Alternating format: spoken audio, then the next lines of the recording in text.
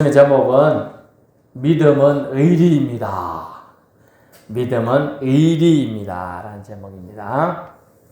갈라디아서 1장 6절부터 10절까지 봅니다. 우리의 정체성, 어려운 말이니까 정체성이라는 말 어려운 말이니까 우리의 주소, 현 위치, 믿음의 상태 이런 뜻이 정체성이라는 거네요. 우리의 정체성, 지금 믿음의 상태는 누구에게서 기원되었는지를 알고 살고 있습니까? 물론 육적으로는 부모님에게로부터 출생했지요. 출생이라는 단어가 나오니까 며칠 전 뉴스가 나온 걸 제가 이제 인용해서 드리면 우리나라 출산율이 0.7명이랍니다. 올해는 좀에 올라서 0.74명. 한 명도 아니지요. 그러니까 2050년이 되면 우리 대한민국은 멸망한다. 사람이 없어서. 지금 5,170만 명인데 그런 소리 하니까 그런 소리라 그냥 생각하세요. 어쨌든 저출산 국가입니다. 혼인에 대한 부담감과 또 경쟁심의 고치. 어떤 경쟁심이냐면 주택 구입이나 생활력, 또 어려운 지역에 살아가려고 하는 그런 위험성 이런 것 때문에 결혼해도 그만, 안 해도 그만이라는 인식률이 높아졌어요. 그래서 늦은 결혼하에도 출산 연령이 고령화로 난임률이 상승해 있는 게 지금 현실입니다. 모두 아이들, 즉 2세에 대한 기대율이 낮아졌음에 이유가 있겠어요. 그래서 출산율 2세에 대한 기대요. 우리 아이 갖고 싶다 이런 마음이 없으니까 결혼하기도 하고 싶지도 않고 해도 그냥 우리끼리 살자 이런 가정들 많고 제가 예전에 섬겼던 교회에서도 아이는 갖고 싶었으나 결혼이 늦다 보니까 출산이 안 되고 또 임신이 됐었는데 또 어려운 환경에 살다 보니까 또 유산하고 이런 경험이 있어가지고 있더라고요. 그래서 참 아이가 없이 지금 지내고 있는 가정들이 몇 가정 됩니다. 그렇습니다. 기독교인은 하나님을 믿는 사람들을 생육하고 번성하고 충만하고 다스리라는 창세기 1장 28절에 하나님의 축복의 말씀을 한 번쯤은 들어보았을 겁니다. 다른 타인의 결혼식에 갔을 때도 그 얘기를 가끔 많이 하고요. 또 축복의 말씀을 전할 때 결혼하는 자녀들이나 친척들에게 다복한 가정이 되거라 또는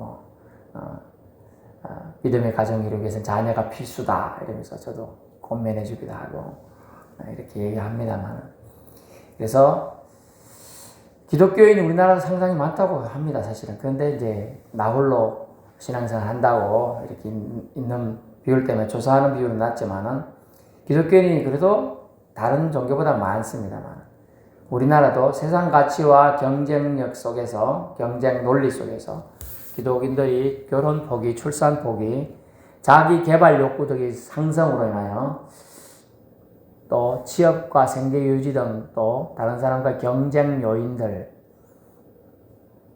그러므로 출산 시기를 미루게 되죠. 그래서 자녀 갖기를 미루게 되어서 지금 현 이 대한민국이 이렇게 되었다는 것이죠. 이렇다면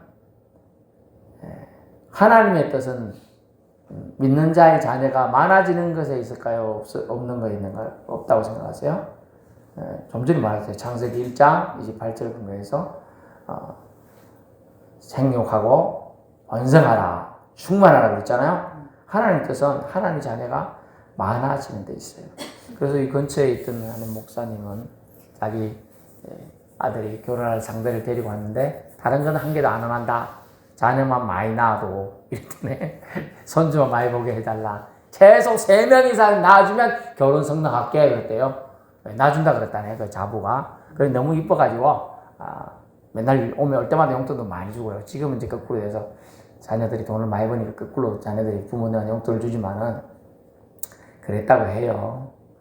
저 같으면 너는 결혼할 상대만 데려와라. 저는 이렇게까지 말 못하게 같아, 이제. 그죠?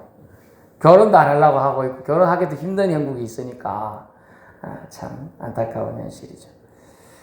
자녀들 가능하면 자녀를 더 낳을 수 있도록 우리 손주들이 오면 우리 건면을 해주세요. 결혼하다 결혼 꼭 해라. 하거든 둘 이상 낳아라. 이렇게 나오면 내가 용돈 줄게. 그러세요. 없으면 저한테 보내세요. 제가 대신 용돈 줄 테니까. 그래갖고 마음이라도 그렇게 아이고 할머니가 나를 응원해 주는구나. 힘들고 어렵게 살더라도 할머니가 기도해 주겠구나. 이런 마음을 자녀들이 손주가 응원을 받아요. 꼭 용돈 안 주더라도 그렇게 할머니가 너 잘 되라고 기도해 준다. 못 되라고 기도하는 할머니들은 없잖아요. 그죠? 할머니가 손주들 보고 싶다. 참 이렇게 얘기해 주고 그런 게 있어요. 그래서 축복과 격려를 해주는 어른들이 우리 기독인들이 에게서 많이 나와야 될 줄 압니다. 그리고 여러모로 지원도 하겠다고 해주면 용기 낼 수도 있죠. 그 작년에 하도 안 되니까 출산율 작년한다고 우리 구청에서 또 우리 시에서 아이를 놓으면 한 명당 500만 원을 주겠다. 또 어떤 그런 게 옆에서 경쟁 서울에서요. 우린 1,000만 원 준다. 어찌니 그런 서울 나이가 보통이 아니다. 그거는 이제 계엄령이었고.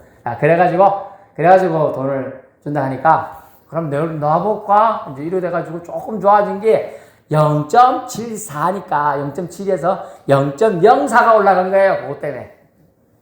참.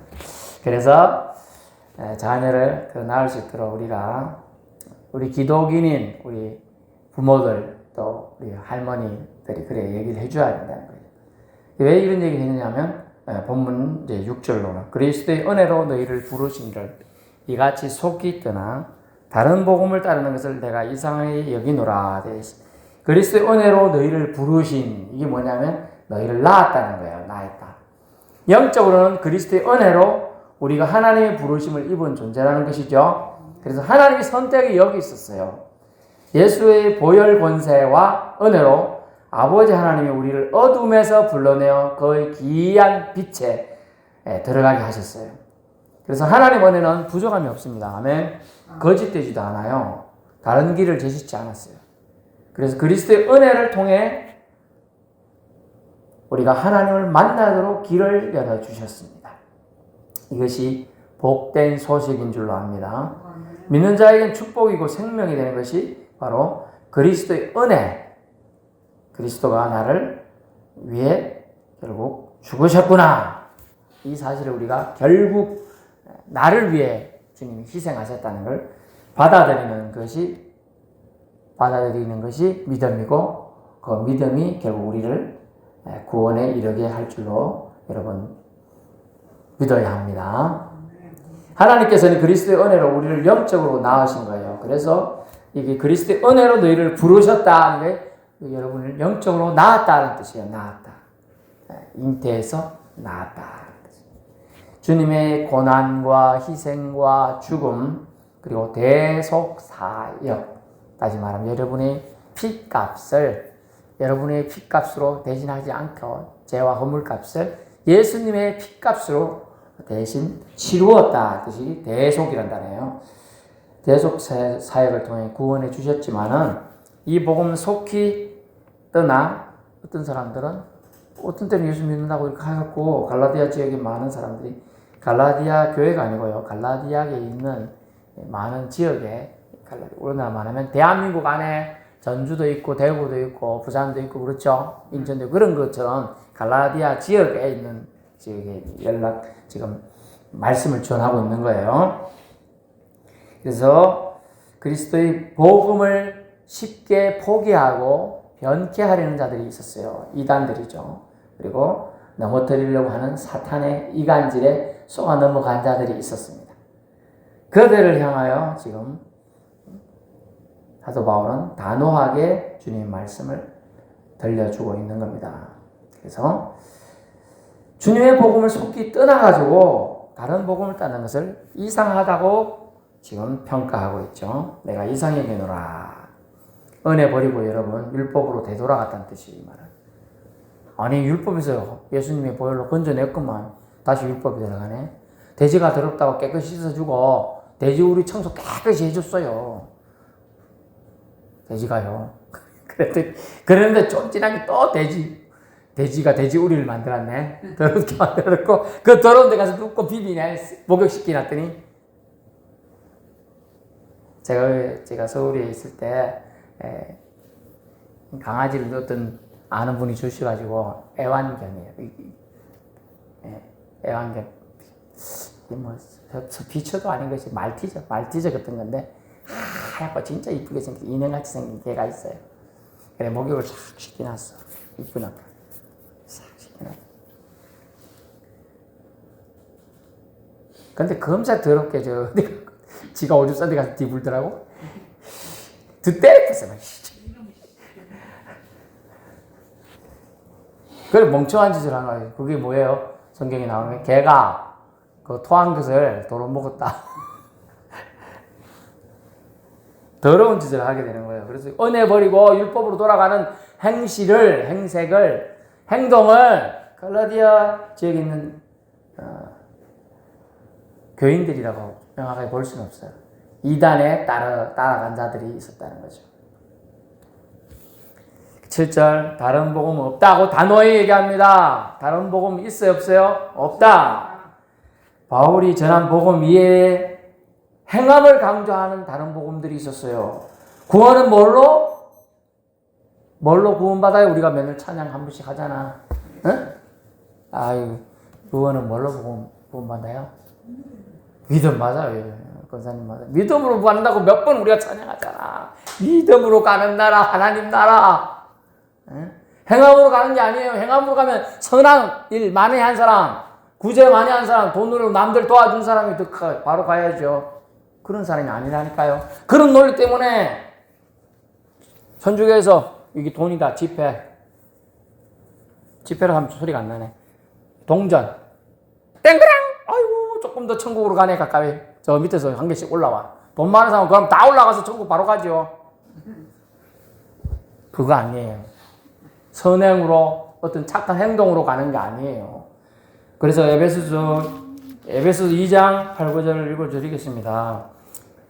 너희는 그 은혜에 의하여 믿음을 말미암아 구원을 받았으니 이것은 너희에게서 난 것이 아니요 너희가 해서 행동으로 비롯된 것이 아니다는 거예요. 난 것이 아니라는 것은 그것은 하나님의 선물이라. 행위에서 난 것이 아니니 이는 누구든지 자랑하지 못하게 하려 함이라. 아멘. 우리가 행위로 구원받는다고 생각하는 그 큰 오산이에요. 구원은 예수 그리스도의 희생을 내가 믿으면 되는 거예요. 예수님이 나 때문에 돌아가셨구나. 나를 생명을 다시 주시기 위해 부활하셨구나. 이걸 믿으시면 구원받는 거예요. 선물이기 때문에. 그런데 사람들이 자꾸 옆에 사람들 너무 간단하잖아. 그걸로 어째 구원받아. 그것 때문에 어떻게 천국 가냐. 막 이렇게 자꾸 생각하기 시작해요. 그래가지고 사람들이 그래? 그럼 다른 게 있어야 되는 거야. 다른 게 있어야 되는 것 같다. 아닙니다. 복음은 간단해요. 그리스도의 십자가와 대속만 있으면 그게 복음인데 그리스도의 십자가와 대속 사건을 나에게 주신 하나님의 은혜로 받아들이면 영접하면 그것이 복음이 되어 우리가 구원을 받게 되는 것입니다. 그것이 바울이 전한 복음의 핵심이에요. 그리스도의 십자가.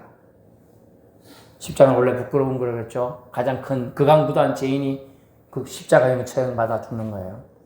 하지만 예수님이 나 때문에 그 부끄러움을 참고 십자가에 매달리고 죄인의 모습으로 벌거벗은 모습으로 피투성이가 되어서 숨지신 거라는 거죠. 누구 때문에? 저와 여러분의 죄 때문에 그렇게. 결국 또 그것은 다른 말로 우리를 사랑하신 사랑 때문에 그렇게 하신 겁니다. 이것이 복음이에요. 이 복음에 다른 걸 이게 내가 뭘 행동을 해야지 주님이 나를 사랑하신다. 내가 뭘 행동을 해야지 하나님이 나를 구원하신다. 이거 유대인 율법주의에 기인한 겁니다. 그래서 오직 은혜가 구원의 필수입니다. 네. 선행은요 부가적인 거예요. 선행. 그 뒤에 따른 행동인 거예요. 그래서 실천하는 믿음 좋습니다. 하지만 실천이 먼저 있어야 구원받는다면 구원은 소위 능력 있고 강하고 힘 좋고 돈 많고 건강하고 젊고 패기 넘친 부자가 유리할 수 있다고 했지요. 그것이 똑똑한 부자 청년이 와서 예수님께 질문했을 때 너에게 네가 부자구나. 율법은요 제가 웬만하면 다 지켰습니다. 아니요 제가 다 지켰어요. 너 정말 안 지킨 게 없어요. 그러면 오히려 네가 갖고 있는 재산 팔아가지고 예수님이 그에게 부담을 확 줬죠. 재산 좀 팔아가지고 했으면 좀 팔았을 텐데 다 팔아가지고 나 나눠주고 날 따르라 했더니 못 따라가요. 근데 예수님 당시에 예수님이 이제 12제자를 불렀잖아요. 대부분 이제 어부 출신들이 많아. 막 거물을 바닷가에서 살았으니까 거물 기부받은 사람 알죠? 거물 뭐 이렇게 뭐 하고 하면 거물이 찢어지잖아요. 땡기다 보면 걸려서 그걸 깁고 있었어요. 베드로, 야고보, 안드레, 요한 뭐 이런 사람들이. 근데 이봐 왜요? 나를 따르라 하니까 거물을 버려두고 따라가요. 심지어 아버지 일하고 있는 이놈 자식 나 일도 일하도 안 하고 어디 도망가노? 그래서 막 그런데도 아버지 내가 이게 저분이 오라 하시잖아요. 내가 갑니다 하고 그냥 가는 거예요. 어떻게 보면 매몰차요. 부모도 자식도 버리고 지금 따라가는 거거든 예수님을. 그거는 말은 무슨 말이냐면 아이고 참 불효자 이런 뜻이 아니에요. 우선순위를 하나님께 두었다는 겁니다. 예수님께 두었다는 거예요. 예수님께. 지금 주님이 부르시면 내가 지금 반응해야 되는 거예요. 아이고 와라 이렇게. 아니 좀 이따 가요. 그랬더니 그 사람한테 이제 다음 순서가 안 왔어요. 다음 순서. 다른 사람에게 그 잔이 옮겨가는 거예요. 구원은 하나님의 선물입니다. 이거 기억하세요? 다른 복음은 없습니다. 예수님만이 복음 그 자체인 줄로 믿습니다. 선물은 여러분 차별이 없어야 돼요. 하나님 은혜로 주어진 것이기 때문에 행함으로 구원받는다는 것은 거짓말입니다. 속지 마십시오. 단 구원받은 백성이라도 은혜만 믿고 교만해서 하나님을 무시하는 행동을 한다면 그의 구원은 스스로 자기 자신 철회시키는 것 같아요. 철회. 그런 미련을 행동을 우리는 해서는 안 될 줄 압니다. 구원받은 백성일수록 겸손해야 되는 거예요. 겸손해. 그래서 요한복음 12장 24절에 하나라의 미랄이 땅에 떨어져 죽지 않으면 하나를 그대로 있고 죽으면 많은 열매를 맺느니라. 아멘. 죽는다는 의미는 뭡니까? 하나님 미랄이 죽는다는, 썩어진다는 건 뭡니까? 하나님 말씀에 의해서 자기 자신의 내려놓는다는 거예요. 하나님 뜻에 순종한다는 의미가 썩어진다는 의미에 담겨 있는 것입니다. 그러므로 우리는 이 말씀을 은혜로 받아서 겸손으로 열매 맺을 수 있기를 바랍니다. 은혜로 받아 겸손으로 열매 맺는 진짜 그리스도인이 되어야 하는 것입니다. 그래서 다른 복음은 없는데 신자들을 교란해가지고 그리스도의 복음, 자신의 희생으로 우리를 하나님께 은혜 안에 거하게 했음을 헷갈리게 하는 것, 그 오늘 본문에 변하게 했다는 헷갈리게 하는 것을 막아야 하는 것이죠. 그래서 사도 바울은 그들을 향하여 아주 단호하게 합니다. 그런 자들은, 이 표현이 좀 예쁘게 표현하는데, 그런 놈들은 저주를 받을지어다. 사도 바울이 지금 저주를 하면서 강력하게 얘기하고 있는 것이 성경에 많지 않아요. 얼마나 그들을 통하여 마음이 상했고 그들 때문에 많은 사람들이 실족하게 지옥 가게 될 방향을 잘못 가는 쪽으로 구원의 길에서 다른 길로 가게 된 줄 사도 바울이 이거 심각성을 알았기 때문에 그들은 다른 복음을 전하는 자들은 저주를 받아야 된다고 얘기해 주고 있습니다. 그래서 다른 복음을 주장하는 의도가 그리스도의 복음에 의문을 들게 하고요. 의심하게 하고 믿음에서 벗어나게 하려는 악한 자의 계략이다. 그래서 사도 바울은 속지 말라고 얘기합니다. 8, 9절 바울은 심지어 천사라도 아니 예수 그리스도 나를 위하여 십자가를 주셨다. 예수님이 내 죄값을 치러주셨다. 이게 복음이죠. 그죠? 내가 죄값을 치러야 되는데 치를 수가 없어. 나는 그냥 죽어야 돼. 사망 건데 지옥 가야 되는데 예수님이 그 대값을 치러주시고 지옥에서 천국으로 올려주셨다고 하는데 그 왜 천사가 오느라고 하다가 날개 푸덕푸덕 하면서 와요? 멋있게 예쁘고 잘생긴 멋진 천사가 와가지고 예수 말고 구원의 길이 있느니라 내가 알려준다. 나 천사다. 그러면 그런 말이 진짜라는 거예요? 가짜라는 거예요. 성경이 뭐라는 8절 보세요. 그러나 혹은 하늘로부터 온 천사라도 우리가 너에게 전한 복음 외에 다른 복음을 전하면 뭐라? 저주를 받아. 천사도 저주해요. 지금 사도 바울은 천사도 저주해버려. 또 우리가 9절 전에 말하기를 내가 지금 다시 말하노니 만일 누구든지 너희가 받은 것에 다른 복음을 전하면 저주를 받을지어다. 이렇게 강력하게 또 얘기하는 것이죠. 그래서 얼마나 강한 확신이 바울 속에 있었는지를 이 저주를 받으라고 사람들에게 말할 수 있는 정도예요. 악한 자들을 향해서 선포하는 거죠. 확실하지 않으면 이렇게 말 못하죠. 말 못합니다. 하나님께 바쳐진 제물이라는 뜻이 원래 저주라는 단어는요. 반드시 죽임을 당할 가축, 불태워질 물건에 쓰여진 단어가 이 저주라는 아나데마라는 헬라 단어입니다. 그래서 다른 복음 전함으로 복음을 왜곡시키는 자들은 마땅히 불태워져야 되고 죽임당할 가축처럼 제물이 되어 사라져야 될 존재들이다. 그래서 순수복음, 진리복음, 예수복음 이외에 다른 것을 전하는 것은 반드시 죽임당할 일이라는 거죠. 그런 운명의 처함을 자기 스스로 자초하게 된다는 거예요. 10절 마지막 믿는 자는 의리가 그래서 생명임을 알 수 있다. 10절 이제 내가 사람들에게 좋게 하랴 누구에게? 하나님께 좋게 하랴 라고 하면서 묻는 것 같지만 나는 하나님께 좋게 하겠다 그 얘기하려는 거예요. 그래서 나는 의리를 지키겠다. 믿음의 의리를. 그리고 너희들도 믿음의 의리를 지키라고 지금 내가 부탁한다. 그래서 6절 속기 떠나 진리를 쉽게 버린 자는 저주만 남을 것인데 바울은 믿음의 의리를 지키겠다 얘기합니다. 죄인의 괴수의 삶을 살았어요. 사도 바울 그죠?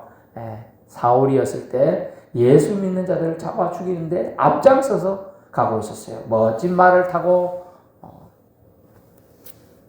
로마 병정들 호위를 받으면서 예수 믿는 자들을 잡아 죽이는데 가고 있었던 것이죠. 그래서 다메섹 길거리에서 강력한 빛과 함께 나타난 예수님의 강력하신 메시지, 강권적인 구속, 찾아오심, 만남 그것을 통하여 그가 꼬꾸라져서 회개하고 변화를 받게 되는 것입니다. 그래서 죄인의 괴수의 삶에서 건져내시어 복음 전파자로 부르심과 예수님을 구원자로 믿을 수 있는 은혜 주신 하나님의 선물인 구원 받았음에 바울은 끝까지 의리를 지키겠다고 얘기하고 있습니다.